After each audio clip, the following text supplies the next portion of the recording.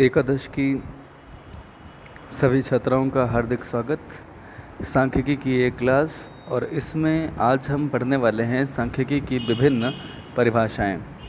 इनमें से कई परिभाषाएं आप इससे पहले भी पढ़ चुके हैं, लेकिन मैं चाहता हूं कि इस वीडियो में मैं उस टॉपिक की आगे की बात करूं जो मैंने लास्ट वीडियो में जहां पर छोड़ा था। और इससे पहले अगर कुछ वीडियोस में मैं आपको कहीं और ये परिभाषाएं पढ़ा चुका हूं तो एक बार रिवीजन हो जाएगा आपका। ध्यान से इसे सुने, एक कंप्लीट वीडियो लेक्चर जिसमें हम सांख्यिकी की परिभाषाओं पर बात करेंगे। देखिए, सांख्यिकी की परिभाषाएं मुख्यतः दो तरह की विचारों से भरी हुई हैं, ठीक है। और वो दो तरह की कौन कौन सी परिभाषाएं हैं, हम उसका जिक्र यहाँ पे करने वाले हैं। ज़रा सा ध्यान से सुनिएगा और साथ साथ चलिएगा, ठीक है। तो सांख्यिकी की परिभाषाएं पहली कैटेगरी में आती हैं विवरणात्मक सांख्यिकी या समंक, और दूसरा आती हैं सांख्यिकी की विधियाँ। प्रथम प्रकार के अनुसार सांख्यिकी को बहुवचन में बताया जाता है जब हम समंक के रूप में या विवरणात्मक सांख्यिकी के रूप में बोलते हैं।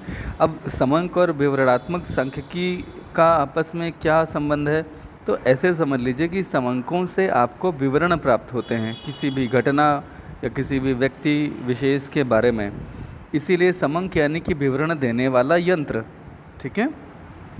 तो जो मैं आपसे कहना चाह रहा था वो आप समझ रहे होंगे कि चाहे आप विवरणात्मक डिस्क्रिप्टिव स्टैटिस्टिक्स बोलें या डेटा बोलें, दोनों का मतलब सेम होता है। अच्छा, जो दूसरा दृष्टिकोण है वो कहता है कि सांख्यिकी दरअसल सांख्यिकी विधियाँ होती हैं। तो ये जो दूसरा दृष्टिकोण है ये सांख्यिकी को विज्ञान के रूप में लेता है। अच्छा, विज्ञान क्या है? कुछ विधियों का एक कंप्लीट कलेक्शन। विज्ञान क्या है? कुछ नियमों, सिद्धांतों, विधियों, थ्योरम का एक कंप्लीट कलेक्शन। तो जब आप सांख्यिकी को विधियों के रूप में देखते हैं तो दरअसल आप ये दूसरे दृष्टिकोण में सांख्यिकी को एक विज्ञान के रूप में देखते हैं। और विज्ञान के रूप में सांख्यिकी दरअसल एक वचन होती है। तो सबसे पहले हम ये जानें कि सांख्यिकी की सबसे व्यापक परिभाषा प्रोफेसर होरेस सीक्रेस्ट ने दी। इन्होंने कहा कि सांख्यिकी से हमारा तात्पर्य तथ्यों के ऐसे समूह से है जो अनेक कारणों से पर्याप्त मात्रा में प्रभावित होते हैं। ढेर सारे कारण हैं जो उन पे एप्लीकेबल होते हैं, उनको वो प्रभावित करते रहते हैं, जिसके कारण वो जैसे हैं वो वैसे हो पाते हैं। और ये जो तथ्य होंगे जो विभिन्न कारणों से पर्याप्त मात्रा में, यानी कि up to an optimal degree, optimal extent, they are influenced by a number of causes, number of factors, right, जिन्हें अंकों में व्यक्त किया जाता है। ये जो सांख्यिकी होगी इन्हें हम व्यक्त कैसे करेंगे? अंकों में। हम इस समय कौन सी परिभाषा पढ़ रहे हैं? हम इसमें पढ़ रहे हैं पहला अर्थ, यानी कि विवरणात्मक सांख्यिकी अर्थात समंक। तो समंक क्या है? सांख्यिकी से तात्पर्य हमारा तथ्यों का एक ऐसा ग्रुप, एक ऐसा समूह जो अनेक कारणों से एक तो प्रभावित होता है पर्याप्त मात्रा में, और दूसरा उन्हें अंकों में व्यक्त किया जाता है। और इनकी गणना की जाएगी, कैलकुलेट किया जाएगा, और या तो इनका अनुमान लगाया जाएगा परिशुद्धता के एक उचित स्तर तक, यानी कि एक्यूरेसी की एक एडिक्वेट, एक सफिशेंट डिग्री तक, जिसका पूर्व निश्चित उद्देश्य से संकलन किया जाएगा। कैसे? व्यवस्थित ढंग से, ठीक है। और जिन्हें एक दूसरे से तुलनात्मक रूप में रखा जा सकता है। तो ये एक परिभाषा जो दरअसल समंकों की परिभाषा है, समंकों की विशेषताएं भी बताती है। इस परिभाषा को हम विवरणात्मक सांख्यिकी की परिभाषा के रूप में या समंकों की परिभाषा के रूप में लेते हैं, ठीक है। बहुत ही इम्पोर्टेंट है। कभी कभी ये ऐसे भी कह दी जाती है कि होरेस सीक्रेस्ट द्वारा दी गई सांख्यिकी की परिभाषा को परिभाषित कीजिए, ठीक है, यह परिभाषा प्रस्तुत कीजिए।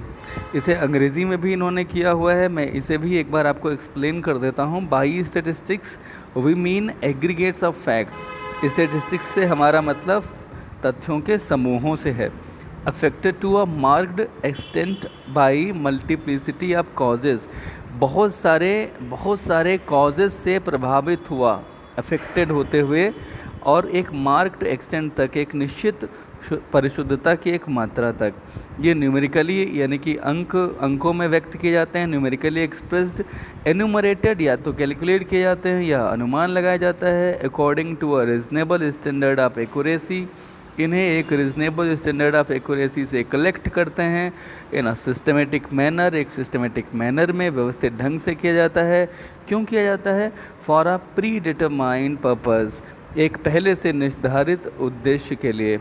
और इन्हें प्लेस किया जाता है, इन्हें रखा जाता है in relation to each other, एक दूसरे के साथ रिलेशन में, ताकि उनकी आपस में तुलना हो सके। आप समझ लीजिए कि रिलेशन में तुलना बहुत होती है।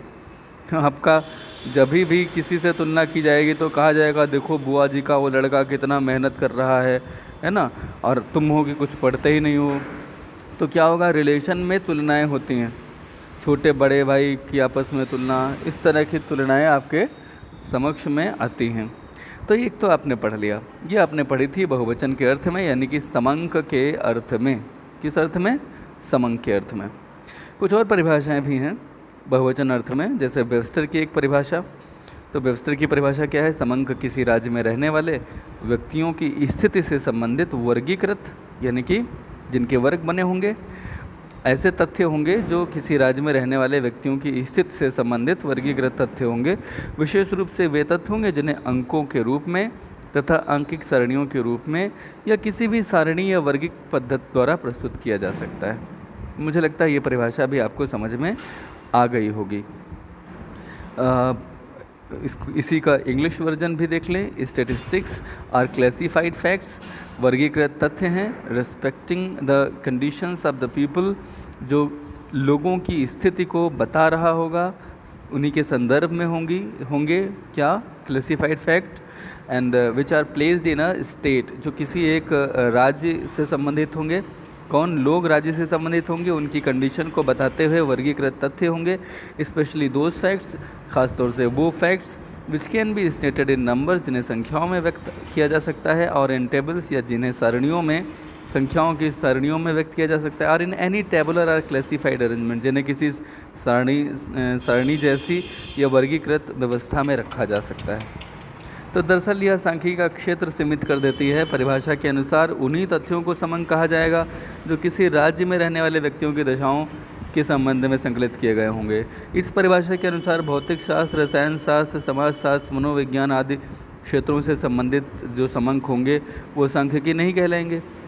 तो कहीं ना कहीं इसकी परिभाषा ये सीमित कर देती है। तो वेबस्टर की यह परिभाषा सांख्यिकी के उपयोग के बारे में कुछ कह भी नहीं पाती है, इसलिए ये परिभाषा बहुत अच्छी नहीं मानी जाएगी, अपर्याप्त और संकीर्ण मानी जाएगी। तो आपसे ये भी कहा जा सकता है कि वेबस्टर द्वारा दी गई परिभाषा को बताएं और यह भी बताएं और इस परिभाषा की समीक्षा प्रस्तुत करें, या इस परिभाषा की गुण दोष को भी बताएं। समझ गए? यूल और केंडल की एक अगली परिभाषा, बहुत आसान और छोटी सी परिभाषा, अच्छी परिभाषा। समंक से तात्पर्य उन संख्यात्मक तथ्यों से है जो पर्याप्त सीमा तक अनेक प्रकार के कारणों से प्रभावित होते हैं। देखिए, होरेस सेक्रेस्ट की परिभाषा संपूर्ण है, लेकिन उसी परिभाषा में से एक विशेषता यूल और केंडाल ने ले ली, तो ये परिभाषा अपूर्ण हो गई, क्योंकि इसमें केवल संख्या में व्यक्त होना, अनेक कार्यों से प्रभावित होना, दो ही बातें आती हैं, अन्य बातें नहीं आ पाती हैं। इसी तरह से कॉर्नर की एक परिभाषा है, समंक किसी प्राकृतिक अथवा सामाजिक घटना की माप, आगणन तथा अनुमान है, जो पारस्परिक संबंध का प्रदर्शन करने के लिए किसी पद्धति के अनुसार रखे जाते हैं। स्टैटिस्टिक्स आर मेजरमेंट्स, एन्यूमरेशन और estimates of natural or social phenomena systematically arranged so as to exhibit their interrelations। ठीक है, तो आपको ये बात संभवतः समझ में आई होगी, कॉर्नर की ये परिभाषा। लेकिन इसकी एक समस्या है कि ये परिभाषा समंक, माप, आगणन तथा अनुमान होते हैं, उनका संबंध किसी प्राकृतिक अथवा सामाजिक तथ्य से होता है। पारस्परिक संबंध का प्रदर्शन करने के लिए उन्हें किसी पद्धति के अनुसार ही रखा जाता है। तो ये कॉर्नर की परिभाषा रही। ये बात जो मैंने अभी बोली, क्या आपको ये समझ में आई? ऊपर की जो परिभाषा, उसी के आधारित इन्होंने इस परिभाषा को यहाँ पे विश्लेषण किया उसका, कि समंक माप, आगणन अथवा अनुमान होते हैं। माप माने मेज़रमेंट करना किसी को, आगणन यानी कि कैलकुलेशन, और अनुमान अर्थात एस्टिमेशन। तो ये पहली बात। दूसरी बात, उनका संबंध किसी प्राकृतिक या सामाजिक तथ्य से होगा। और तीसरी बात, पारस्परिक संबंध का प्रदर्शन करने के लिए उन्हें किसी भी पद्धति के अनुसार रखा जाना चाहिए। तो ये परिभाषाएं कुछ हैं जो काफ़ी महत्वपूर्ण हैं। एक टटिल की परिभाषा यहाँ आती है। वैसे मेयर की परिभाषा भी ख़राब नहीं है, बट आपको बहुत सारी मैं चलिए बता देता हूँ, ये भी बताने में कोई हर्ज नहीं है, लेकिन ये जनरली परिभाषा वही बात कहती है जो इससे पहले हो चुका। समंक मानव के सामाजिक जीवन से संबंधित उन वास्तविक घटनाओं की वैज्ञानिक एवं विधिवत विवेचना करते हैं जो समूहों के संख्यात्मक अध्ययन के फलस्वरूप जाने जा सकते हैं। तो आप देखिए, होरेस सीक्रेस्ट की जो डेफिनेशन है, वही डेफिनेशन जो है इन्होंने लगभग दोहराई है, तो इसीलिए कुछ अलग से उल्लेखनीय नहीं है। हाँ, टटिल की ये परिभाषा कुछ हद तक बेहतर है और ये पूछ भी ली जाती है कि टटिल की ये परिभाषा बताइए, तो ध्यान से सुन लें। समंक प्राकृतिक और सामाजिक तथ्यों के माप, आगणन अथवा अनुमान जिन्हें सामान्य व्यवस्थित रूप से क्रमबद्ध, विश्लेषित तथा प्रस्तुत किया जाता है और उनके महत्वपूर्ण अंतर संबंधों को दर्शाया जाता है। बहुत कोई नई बात नहीं है। अगर आपने होरेस सीक्रेस्ट की परिभाषा पढ़ ली तो अब जितने भी राइटर्स की आप परिभाषा पढ़ेंगे वो सभी परिभाषाएं उसी में से कहीं ना कहीं कुछ थोड़ा थोड़ा लेती हैं, कुछ थोड़ा थोड़ा छोड़ती हैं। हाँ, ये जो परिभाषा है ए.एल. बाउले की, वेरी इम्पोर्टेंट। Professor AL. बाउले सांख्यिकी में दरअसल कुछ ख़ास जो सांख्यिकीविद हैं उनमें से शामिल हैं। इन्होंने कहा कि समंक किसी अनुसंधान के लिए विभाग में तथ्यों का संख्या के रूप में स्पष्टीकरण है। किसी अनुसंधान के लिए विभाग में तथ्यों का संख्या के रूप में स्पष्टीकरण है जिन्हें एक दूसरे से संबद्ध किया जा सकता है। इनका जोर कुछ खास चीज़ों पे है। इन्होंने केवल इतना बताया है कि आंकड़ों का स्वभाव जो है पर्याप्त मात्रा में ये व्यक्त करता है, लेकिन यह स्पष्ट नहीं कर पाती है कि इसमें समंक हैं क्या दरअसल। तो पर्याप्त स्पष्टीकरण की इसमें अभाव पाया जाता है, पर्याप्त स्पष्टीकरण का। ठीक है, हाँ, परिभाषा ठीक है, एक बार पढ़ लेना चाहिए। लेकिन बाउले की कुछ और परिभाषाएं हैं जो ज़्यादा प्रचलित हैं, जिन्हें आगे बताएंगे। वेपस छोड़ दीजिए अभी फ़िलहाल। आकेनवाल, यस, हाँ, आकेनवाल की जो परिभाषा है, क्योंकि गॉटफ्राइड आकेनवाल जो है सांख्यिकी के जनक कहे जाते हैं, तो इनकी परिभाषाओं पर तो ध्यान देना पड़ेगा। राज्य से संबंधित दोनों ऐतिहासिक और विवरणात्मक महत्वपूर्ण तथ्यों का संग्रह समंक है। देखिए, इन्होंने शुरुआत की थी उस समय सांख्यिकी का प्रयोग राजकाज की जो शासन संबंधी जो आवश्यकताएं होती थी उनमें किया जाता था, इसीलिए इनकी परिभाषा वहीं से प्रभावित होकर के आती है। राज्य से संबंधित, ये पहली बात है। उसमें ऐतिहासिक और डिस्क्रिप्टिव दोनों तथ्य हो सकते हैं, उन्हीं का संग्रह समंक कहलाएगा इनके हिसाब से। और समंक यानी कि सांख्यिकी, बहुवचन में समंक ही सांख्यिकी होता है, डिस्क्रिप्टिव डेफिनेशन। लेकिन ये परिभाषा काफ़ी संकुचित है, केवल उन्हीं तथ्यों के संग्रह को इन्होंने महत्व दिया है जो राज्य से संबंधित हैं, ऐतिहासिक और विवरणात्मक हैं। किंतु समंक किसी भी ऐसे ज्ञान से संबंधित हो सकते हैं जिनको आंकड़ों में प्रकट किया जा सकता है। अच्छा, टिप्पेट भी एक बहुत गजब के सांख्यिकीविद रहे हैं, इनको भी ज़रा सा समझ लीजिए। टिप्पेट ने बताया कि साधारण मनुष्य के लिए समंक केवल संख्याएं हैं और मुख्यतः वह सांख्यिकी उसे समझता है जो वस्तुओं की संख्या की गणना करता है। To the man in the street, statistics are just figures. He is inclined to think of the satisfaction as being primarily one who counts the numbers of the things। ठीक है, तो अगर आप देखें तो डेफिनेशन सिंपल है, लेकिन जो बात कही गई है वो बात बहुत ज़्यादा अर्थ स्पष्ट नहीं कर पाती है। इन्होंने जो बात कही कि साधारण मनुष्य के लिए समंक केवल संख्याएं होती हैं, साधारण मनुष्य उन्हें बिल्कुल भी नहीं समझ पाता। मुख्यतः सांख्यिक यानी जो स्टेटिस्टिशियन है, सांख्यिकीविद, वही उसे समझता है। ठीक है, और वो व्यक्ति कौन होता है? जो वस्तुओं की संख्या की गणना कर रहा होता है। तो इसमें इन्होंने इतना ही बताया है कि सांख्यिकी सामान्य व्यक्ति के लिए किसी काम की नहीं है, होती हैं सांख्यिकी के आंकड़े जो हैं, केवल सांख्यिकीविद ही उसे समझ पाता है। तो इससे कुछ भी पता नहीं चलता बहुत ज़्यादा। खैर, आपने अभी जो पढ़ा उसी के आधार पर सांख्यिकी की कुछ विशेषताएं, जिन्हें हम पहले भी डिस्कस कर चुके हैं, मैं इन्हें बहुत गहराई में नहीं बता करके आपका केवल ध्यान इनकी ओर आकर्षित करूंगा।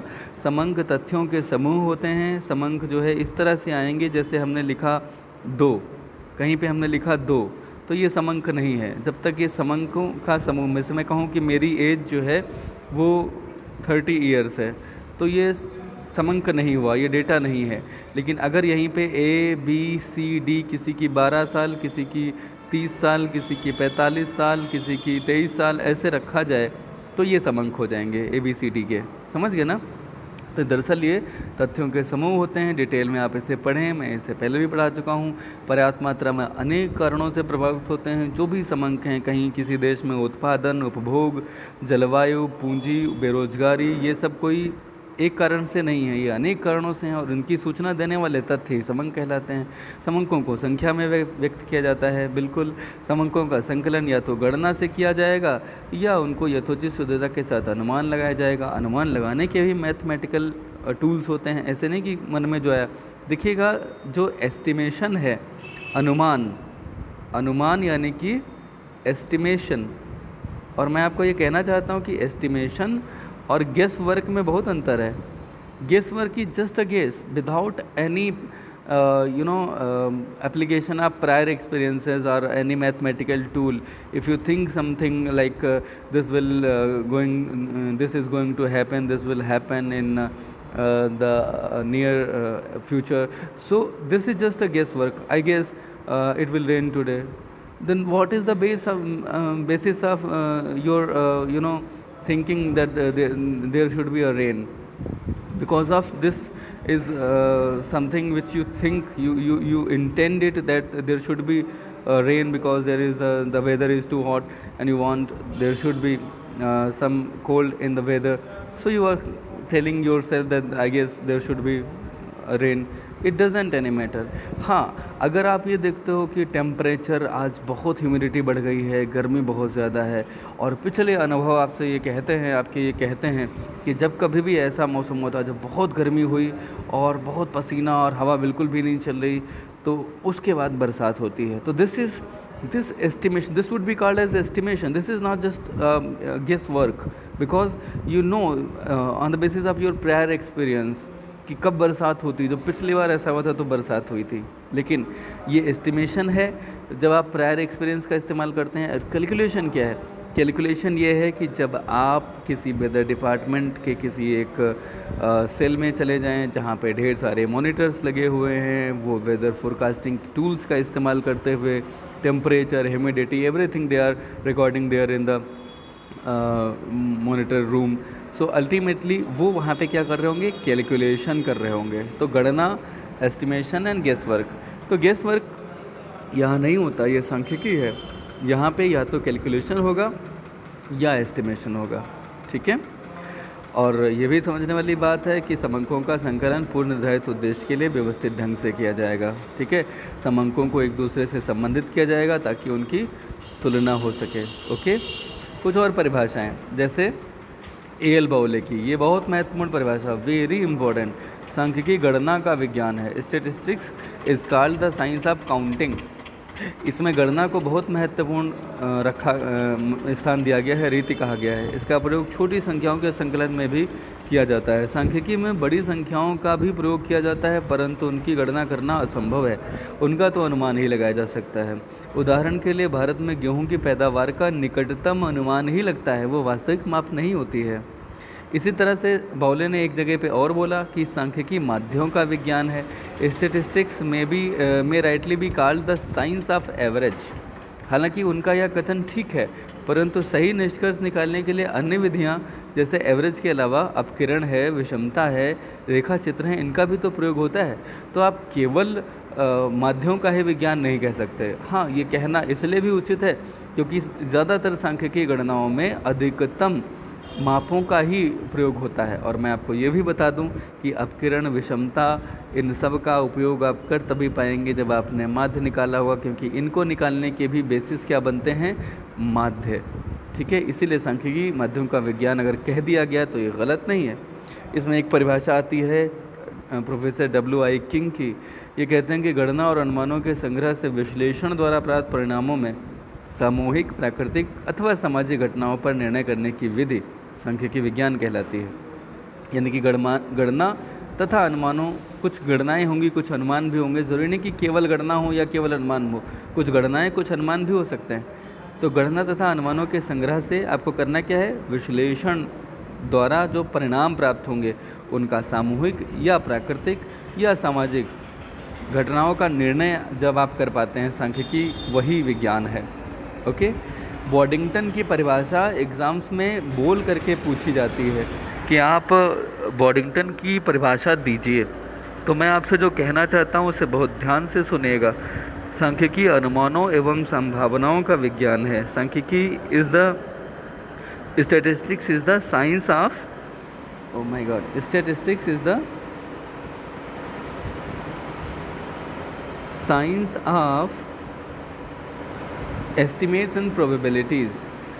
सांख्यिकी अनुमानों और संभावनाओं का विज्ञान है। इसको ज़रा सा समझ लीजिएगा।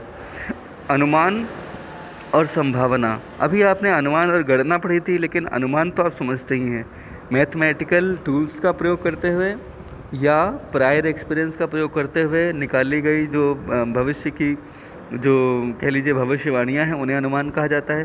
संभावनाएं भी कुछ भविष्य से ही रिलेटेड हैं, लेकिन ये संभावनाएं जो हैं ये अनुमान से ही उपजती हैं,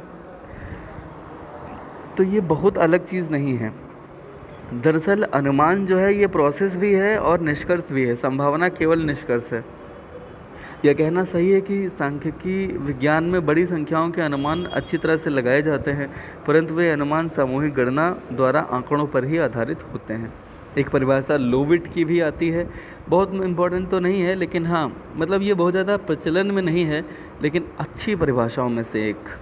सांख्यिकी वह विज्ञान जो गणनात्मक तथ्यों का संग्रह, उनका वर्गीकरण, सारणीकरण और उनकी प्रवृत्ति का स्पष्टीकरण, वर्णन एवं तुलना करने के उद्देश्य से करता है। ये सारे काम क्यों करेगा? वर्णन और तुलना करने के उद्देश्य से। तो ये परिभाषा काफ़ी स्पष्ट है, संतोषजनक है और उपयुक्त भी है। लोविट की परिभाषाएं, समस्त परिभाषाओं में से लोविट की परिभाषा अच्छी है और उपयुक्त है, तो इसे भी आप लोग नोट में अपने शामिल करें। होरेस क्रेस्ट की परिभाषा हम पहले भी पढ़ चुके हैं, इसे अलग से पढ़ने की आवश्यकता नहीं है। बेलफील्ड, सांख्यिकी वह विज्ञान जो हमें यह बताता है कि विश्व के समस्त राज्यों की राजनीतिक व्यवस्था क्या है। ये ठीक है परिभाषा अपनी जगह पे। सांख्यिकी तथ्यों के समूह को प्रयोग में लाने का विज्ञान एवं कला, पर्सन तथा हॉर्लेस, ये डेफिनेशन कुछ अलग से नहीं बात करती हैं, इसीलिए ये बहुत ज़्यादा ध्यान में लोगों के आती नहीं है। हाँ, एक परिभाषा ये बहुत महत्वपूर्ण है, सेलिंगमैन की परिभाषा। सांख्यिकी वह विज्ञान है जो किसी विषय पर प्रकाश डालने के उद्देश्य से समंकों के संग्रहण, वर्गीकरण, प्रदर्शन, तुलना एवं व्याख्या करने की रीतियों की विवेचना करता है। कुछ भी नया नहीं है। सांख्यिकी के कुछ स्टेजेस यहाँ पर बताए गए। सबसे पहले आप डेटा का संग्रह करते हैं, फिर उनको वर्गों में बांट देते हैं, अलग अलग क्लासेस में बांट देते हैं, फिर उनको प्रेजेंट करते हैं और फिर उनका कंपैरिजन करके आप उनका डिस्क्रिप्शन करते हैं। ये स्टेजेस हैं सांख्यिकी अनुसंधान की। तो इन्होंने बताया कि जब आप विशेष प्रकार के किसी समस्या पर प्रकाश डालने के लिए जब आप किसी विशेष प्रकार के उद्देश्यों के साथ समंकों का संग्रह, वर्गीकरण, प्रस्तुतिकरण, तुलना, ये सब करते हैं, तो ये दरअसल कहलाता है क्या? सांख्यिकी। क्रैक्स्टन और कॉर्डन की परिभाषा भी काफ़ी महत्वपूर्ण है। सांख्यिकी तथा सांख्यिकी विधियों का संकलन, प्रदर्शन, विश्लेषण, निर्वचन के रूप में परिभाषित किया जा सकता है। केंडाल, सांख्यिकी वैज्ञानिक प्रणाली की वह शाखा है जो प्राकृतिक पदार्थों के समूह के गुणों को गिनने अथवा मापन करने से प्राप्त हुए आंकड़ों से संबंध रखती है। तो ये कुछ परिभाषाओं में एक आधुनिकतम परिभाषा आती है जो उपयुक्त परिभाषा भी कही जा सकती है। सांख्यिकी वह विज्ञान और कला है जो किसी भी अनुसंधान क्षेत्र, चाहे वो सामाजिक, प्राकृतिक अथवा आर्थिक हो, उससे संबंधित आंकड़ों जो विभिन्न कारणों से प्रभावित होते हैं कि संग्रह, वर्गीकरण, सारणीकरण, प्रस्तुतिकरण, विश्लेषण, निर्वचन और पूर्वानुमानों से संबंध रखता है। संग्रह करना यानी इकट्ठा करना, वर्गीकरण वर्गों में बांटना, सारणीकरण टेबल में उसे प्रस्तुत कर देना जिसमें कुछ कॉलम और कुछ रोज होंगे, ठीक है। और उनका विश्लेषण करना यानी कि एनालिसिस करना, निर्वचन यानी कि उनका इंटरप्रिटेशन करना, और पूर्वानुमान लगाने यानी कि आप फोरकास्टिंग करते हैं सांख्यिकी के आधार पे ताकि आपके निर्धारित जो उद्देश्य हैं उनकी पूर्ति हो सके। तो इस तरह से ये परिभाषाओं का वीडियो लेक्चर आज पूरा होता है। इसे बार बार देखिएगा। एक बार में आपको कोई एक परिभाषा समझ में आ जाए तो आप मान लीजिए कि आपका दिमाग कुछ एक्स्ट्राऑर्डिनरी है, आप बहुत आसानी से चीज़ों को समझते हैं। इसीलिए अगर ना समझ में आए तो परेशान मत होइएगा, 2, 3, 4 बार, 5 बार देखिए, उसी चीज़ को बार बार सुनिए और बिल्कुल समझ में आएगा। बस लगे रहिए, करत करत अभ्यास थे जड़मत होत सुजान, रसरी आवत जाते सिल पर परत निशान। इट मीन्स कि अगर आप बार बार प्रयास करते हैं देन अल्टीमेटली ऐसा कुछ है ही नहीं इस धरती पे जो आपको समझ में ना आ सके। तो इस वीडियो को पूरा देखने के लिए आपका बहुत बहुत धन्यवाद। आपसे एक निवेदन है कि अगर आपको ये वीडियो अच्छा लग रहा है तो कृपया अपनी प्रतिक्रिया ज़रूर दें, क्योंकि आपकी प्रतिक्रिया में एक तो ये मन बनता है कि हाँ ये वीडियो बनाए जाने चाहिए। दूसरा ये है कि आपकी प्रतिक्रिया में आपके सुझाव भी शामिल हो सकते हैं, आपकी शिकायतें भी शामिल हो सकती हैं, जिससे वीडियो की जो गुणवत्ता है वो बढ़ाई जा सकती है और उसमें आप इस तरह से अपनी प्रतिक्रिया के माध्यम से सहयोग कर सकते हैं। तो अच्छा लगे तो वीडियो पे अपनी प्रतिक्रिया ज़रूर दीजिए, बुरा लगे तो बिल्कुल ज़रूर दीजिएगा ताकि उसमें ज़रूरी सुधार किए जा सकें। Thank you very much.